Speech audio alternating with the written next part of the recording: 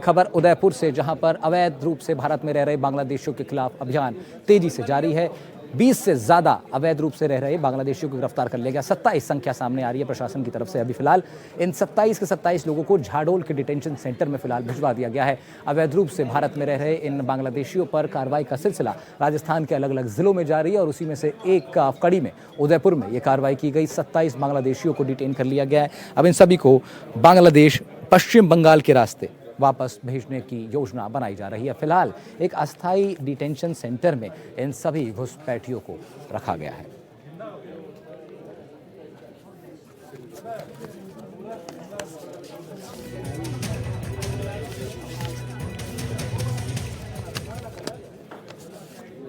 अगली बड़ी खबर का रुख कर लेते हैं। अलवर से खबर है। यहां भी बांग्लादेशियों के पर कार्रवाई सामने आई है। यहां 60 से ज्यादा लोगों पर इस कार्रवाई को अंजाम दिया गया। 60 बांग्लादेशियों को इस मामले में हिरासत में ले लिया गया है। पुलिस ने बांग्लादेशी अप्रवासियों को फर्जी दस्तावेज के साथ कईयों को पकड़ा। कईयों के पास दस्तावेज भी थे ही नहीं और जिन पे थे वो भी संदिग्ध निकले। 60 लोगों से फिलहाल पूछताछ हो रही है और इनमें से कई लोगों को अब फिलहाल डिटेंशन सेंटर में रखने की योजना बनाई गई है।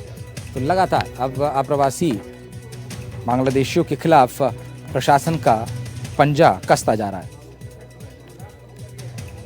तो राजस्थान में घुसपैठियों पर सरकार सख्त नजर आ रही है। 60 बांग्लादेशियों को अलवर में गिरफ्तार किया गया। इससे पहले उदयपुर से हम आपको बता रहे थे, जहां 27 लोगों को डिटेन किया गया है। अजमेर समेत अन्य जिलों में भी ये कार्रवाइयां हो रही हैं। अब देखिए, दो तस्वीर आपको दिखा रहे हैं, अलवर एक उदयपुर से, और ये तस्वीर बताती है कि किस तरह अलग अलग ज़िलों में पुलिस और प्रशासन की गिरफ्त में अब अवैध रूप से भारत में रह रहे बांग्लादेशी आते जा रहे हैं। अलवर में संख्या 60 तक रही। उदयपुर में 27 लोगों को डिटेन किया गया था।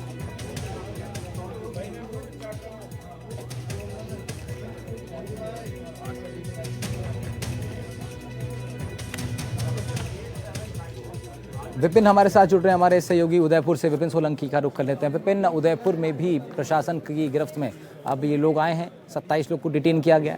जानकारी आई इनको एक अस्थायी डिटेंशन सेंटर में रखा जाएगा। क्या कुछ अपडेट आपके पास है? बिल्कुल, ये जो 27 है, जिसमें 7 महिलाएं, 7 पुरुष और 13 बच्चे हैं, जो कि 2014 में बॉर्डर से पैदल चल के पश्चिम बंगाल में आए थे और वहां से उदयपुर की तरफ मुड़े थे, जहां पर ईंट भट्टे, फैक्ट्री और अन्य जो दुकानों में काम करने के लिए यहाँ पर रोजगार के लिए पहुंचे थे। 2014 के बाद लगातार यहाँ पर बताया जा रहा है कि काम कर रहे थे। जिस तरह से अभियान चला, अभियान में पुलिस ने टक्कर दिखाई, अलग अलग लोगों से पूछताछ की, तो इनके पास पहुंचे तो इनके पास किसी प्रकार का वैध दस्तावेज नहीं पाया गया और इन्होंने खुद पूछताछ के बाद में कबूला कि वो बांग्लादेशी है। अब इन सभी को जो झाड़ोल, जहाँ पर उप जिला जेल का बना हुआ था, उसको पूरी तरह से डिटेंशन सेंटर में कन्वर्ट कर दिया गया और सभी को इन डिटेंशन सेंटर जो उदयपुर जिले के झाड़ोल तहसील में वहां पर भेज दिया गया। और आईजी राजेश मीणा ने भी बताया कि अब इनकी पूरी तरह से प्रक्रिया हो चुकी है, इनको वेरिफिकेशन भी हो चुका है और इसके बाद अब सीआरपीएफ से कॉन्टेक्ट किया जा चुका है और इनको जल्द से जल्द पश्चिम बंगाल भेजा जाएगा और पश्चिम बंगाल के बाद में इनको बांग्लादेश में रचना करवाया जाएगा। ठीक है विपिन, इसमें एक बड़ी बात यह भी है कि अब ऐसे कितने लोग हैं, कितनों को चिन्हित कर लिया गया है और क्या ये कार्रवाइयाँ रैंडम तौर पर हो रही हैं? विपिन, के अलग अलग जगहों पर पुलिस की जो लोकल पेट्रोलिंग है उसमें जहां संदिग्ध गतिविधियां पाई जा रही हैं, संदिग्ध बस्तियां पाई जा रही हैं, क्या ये कार्रवाई वहां पर हो रही है या फिर एक योजनाबद्ध तरीके से जगहों को पहले ही चिन्हित कर लिया गया है?